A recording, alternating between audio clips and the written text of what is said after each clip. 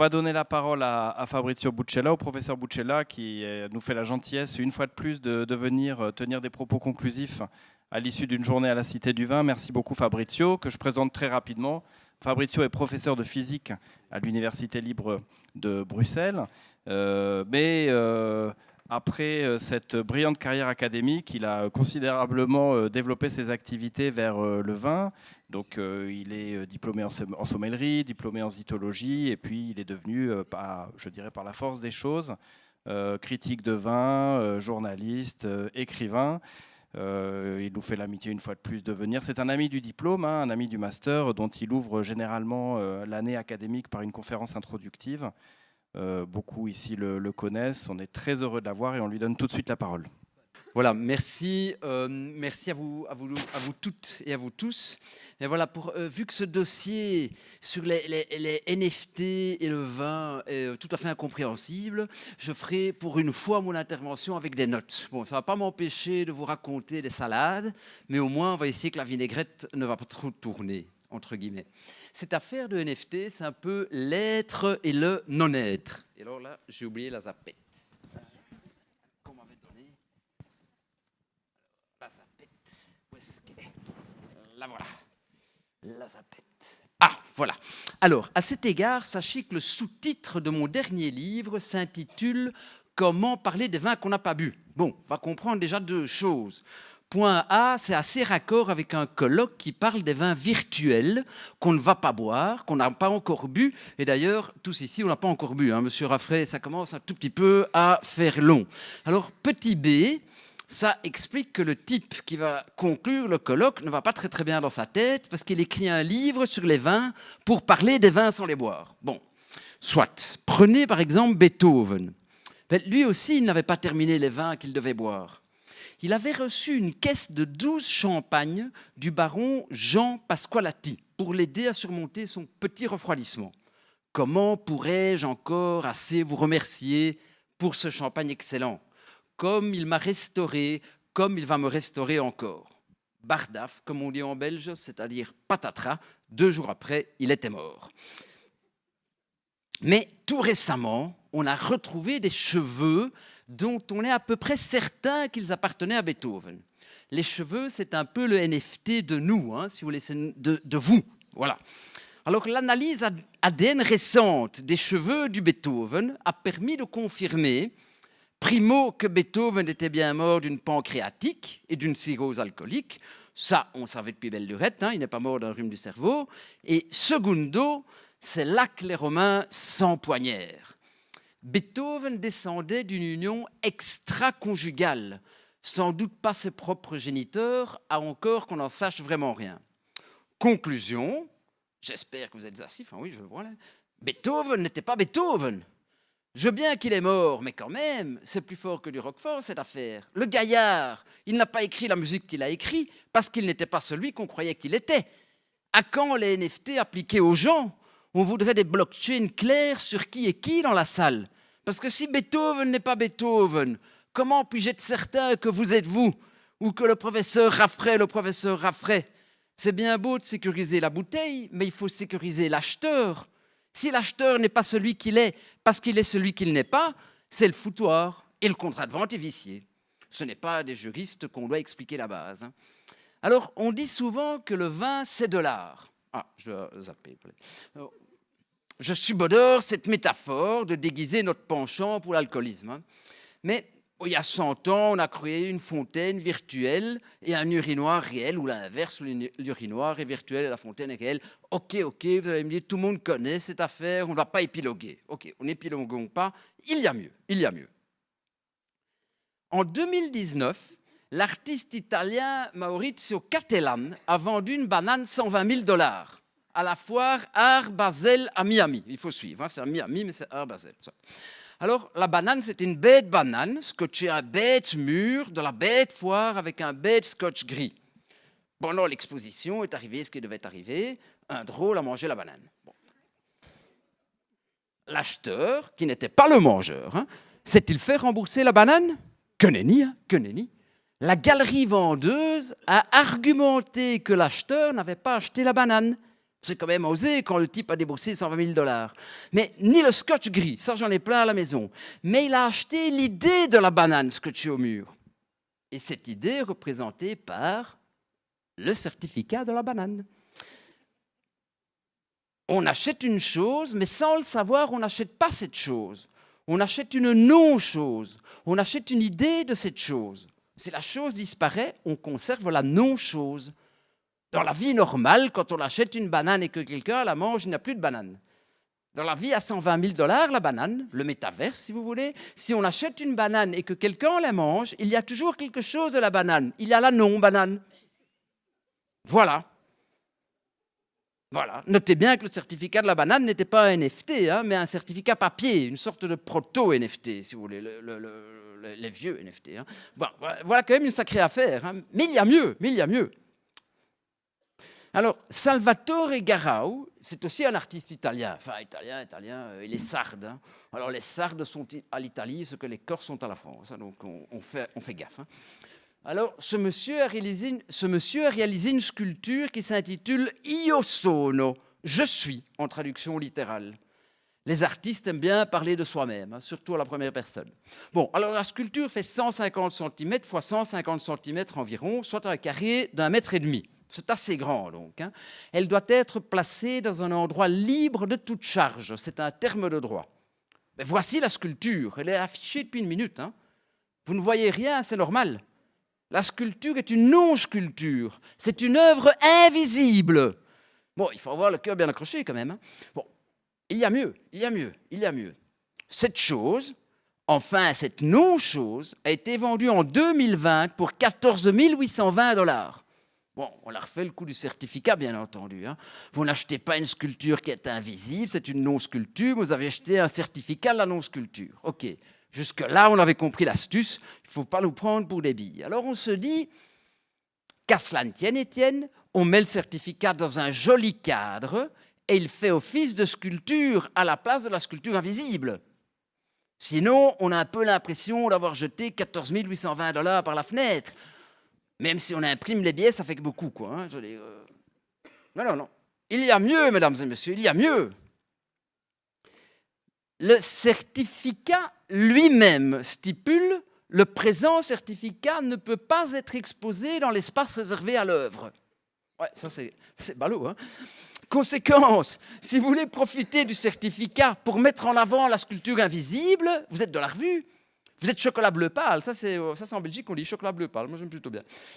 Ben, voilà, comme ça vous le savez, une petite expression remplacée ce soir, vous êtes comment, chocolat bleu pâle. Alors la seule manière de totalement respecter l'obligation de ne pas exposer le certificat avec la sculpture invisible est de réserver un espace à la dite sculpture invisible, qui fait, je vous le rappelle, 1,5 m x 1,5 m. Bon, ce n'est pas rien, mais même s'il n'y a rien, si vous voulez, vous réservez un espace pour du rien. C'est mieux que rien. Bon, après avoir bloqué l'espace, vous pouvez exposer le certificat dans une autre pièce. Il faut avoir de la place, hein, peut-être le château de Malartic, la Gravière, éventuellement, il y a un peu de place. Hein. Alors, seulement ainsi, vous aurez respecté les termes du contrat. Sinon, vu que l'œuvre est invisible, on pourra toujours vous accuser d'exposer le certificat à côté de la sculpture. Allez toujours démontrer que la sculpture invisible ne se trouve pas là, juste à côté du certificat. Bon. Là, vous vous dites, OK, on est arrivé au bout, hein, c'est le pompon, c'est le pompon. Ah, vous dites, nous disons, nous tous ensemble. Mais non, il y a mieux, mesdames et messieurs. Alors là, j'espère que vous êtes vraiment assis, attachez vos ceintures, éteignez vos mégots, comme dans la chanson de Renaud, parce que les bras, moi, m'en sont tombés. Hein. Un certain Tom Miller, c'est celui avec son parapluie, a accusé Salvatore Garau, c'est l'autre sur la photographie, d'avoir plagié la sculpture invisible qu'il avait lui-même réalisée. Alors moi, je voulais bien savoir comment les tribunaux vont se dépêtrer de cette affaire. Hein. Parce que, bon, quand on plagie un texte, on peut comparer le texte incriminé et le texte original. Mais quand vous plagiez une œuvre invisible, vous comparez comment? Les juges devront confronter deux sculptures invisibles pour vérifier si elles se ressemblent. Bonne chance, hein, quand même. Tu vois la sculpture, là? Non, je ne vois rien. Ben, c'est normal, hein, c'est une sculpture invisible. Et tu vois la sculpture, là? Non, moi je vois toujours rien. Ben, c'est toujours normal, c'est une autre sculpture invisible. Et alors, elle se ressemble ou pas? Tout va bien ici, on est chez les fous, on est chez les fous. Bon, alors, terminons en revenant à nos amours, parce qu'on doit quand même parler un peu de pinard et pas uniquement de l'art, même si l'art, c'est le pinard et l'inverse. Un vin virtuel est-il bon? Voilà une bonne question pour tous les vendeurs de NFT, hein, parce qu'à la fin, ça va être quand même un peu du virtuel. On nous l'a assez expliqué que le sous-jacent, on n'est quand même jamais à 100% certain qu'il est vraiment bien relié au certificat. Alors, cela dépend bien sûr de ce qu'on entend par bon. Hein. Disons que le vin nous plaise. Eh bien, la vraie réponse est la suivante. Un vin virtuel est meilleur s'il est cher. Démonstration sous vos yeux ébahis. À la faculté d'énologie de Bordeaux, depuis devenu l'ISVV, on a fait déguster à une cinquantaine d'étudiants en Master 2 d'énologie 2 vins. Le premier vin était un vin de table, comme c'était indiqué. Et le second vin, un grand cru classé 1855 du Médoc. Le saint des saints des vins du monde, hein, de la Terre, de la galaxie. Hein. D'ailleurs, monsieur Sylvain Boisvert, le directeur des vins du Médoc, classé, ne nous dira pas l'inverse. Les dégustateurs ont noté 8 sur 20 le vin de table et 13,2 le grand cru classé. Vous voyez aussi sur le transparent les préférences, les termes positifs et négatifs qui suivent la logique des deux vins de niveaux différents. L'astuce, bien sûr, il y a toujours une astuce dans ces affaires, c'est que c'était les mêmes vins. Alors, ce n'était ni un vin de table, ni un grand cru classé, mais un vin de qualité moyenne. En résumé, on a bu un vin qu'on ne pensait pas avoir bu et on n'a pas bu le vin qu'on a réellement bu. Vous dites, ok, mais il y a mieux, il y a mieux. Quelques années plus tard, des chercheurs américains ont recommencé l'expérience en plaçant les participants dans un scanner IRM afin de voir les zones du cerveau qui étaient activées. Les Américains, ils n'y vont pas par 4 chemins. Hein. Ces histoires de grands crus, de vin sans indication géographique, c'est du petit chinois pour un États-Unien. Ils connaissent un seul facteur, c'est le prix. Bref, ils ont proposé un vin à 5 $ et le même vin à 45 $, c'est-à-dire une augmentation de 900%. Puis, ils ont proposé un vin à 90 $ et le même vin à 10 $, soit une diminution de 900%. Et enfin, ils ont proposé un vin distracteur à 35 $, c'est-à-dire à son propre prix. Bon, attention les amis, quand vous êtes dans un scanner IRM, vous ne dégustez pas comme si vous étiez dans votre salon. Hein, si vous voulez. Je suppose que certains d'entre vous, les plus jeunes, peut-être pas, j'espère en tout cas pas trop, ne sont pas passés dans ce type de machine, mais je vous rappelle que vous êtes à moitié tout nu. On vous scotche un tube en plastique le long du corps, on vous met une canule en bouche, et puis quand vous entendez le bip, l'opérateur pousse sur la poire et plaf, vous avez du vin dans la cavité buccale. Mais bon, soit, ces conditions expérimentales sont ce qu'elles sont, mais les résultats de l'expérience furent effarants.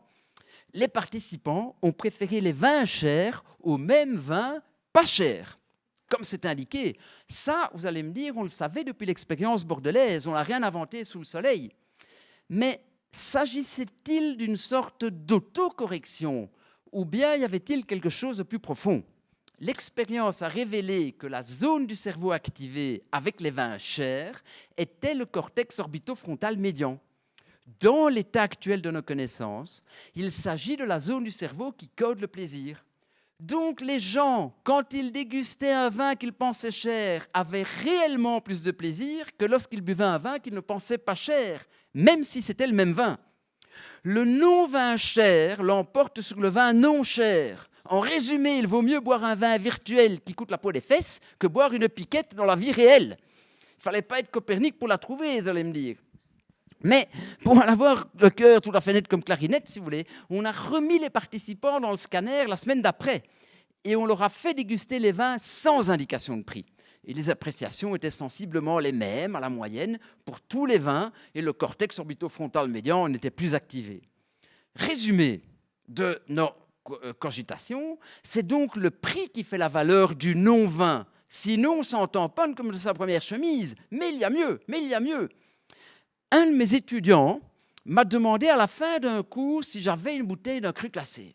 Là, je suis paf comme le chien parce que je me dis, mais pourquoi est-ce qu'il veut une bouteille, ce zèbre ? Je n'allais quand même pas, moi, lui offrir une bouteille. À la limite, s'il voulait soudoyer le professeur, ça allait dans l'autre sens, ça, la transmission de la bouteille. Et quand j'en ai pas beaucoup des bouteilles de cru classé, je préfère les conserver pour ma petite consommation personnelle. Mais bon, soit. En vérité, le gaillard n'était pas si bête, il voulait une bouteille vide. Vide, je lui fais, mais... Et alors il m'explique son affaire. Il a invité les parents de sa douce à la colocation la semaine suivante et il souhaitait refaire l'astuce, se procurer un vin moyen et le servir dans une bouteille de grand cru. Bon, je vous rassure tout de suite, j'ai décliné la magouille, parce que j'ai encore quelques éléments d'éthique, si vous voulez. Mais puis un doute m'a étreint. Peut-on vraiment blâmer l'étudiant s'il a fait la magouille? Après, je n'ai plus le contact. Je pense que c'est plaidable devant un juge, hein, parce que certes, c'est malhonnête, mais au fond, il donne plus de plaisir aux gens pour le même prix. Est-ce vraiment un péché? Est-ce vraiment un péché? Bon, tout ceci ne nous rendra pas le schmilblick, vous me dites. Hein, cette affaire de choses et de non-choses, de bananes qui ne sont pas des bananes, de sculptures qui ne sont pas visibles vu qu'elles sont invisibles, de vin qu'on boit et qu'on ne pensait pas boire et qu'on ne boit pas et qu'on pensait boire. Bref, on voit ce qu'on ne voit pas et on ne voit pas ce qu'on voit. Tout ça me rappelle le fameux paradoxe de saint Thomas. Saint Thomas, tout le monde le connaît, il est sur le tableau du Caravage. C'est le type qui ne voulait croire que ce qu'il voyait. Quelque part, on croit tous saint Thomas. Pourtant ici, personne n'a jamais vu saint Thomas. Je vous remercie de votre attention.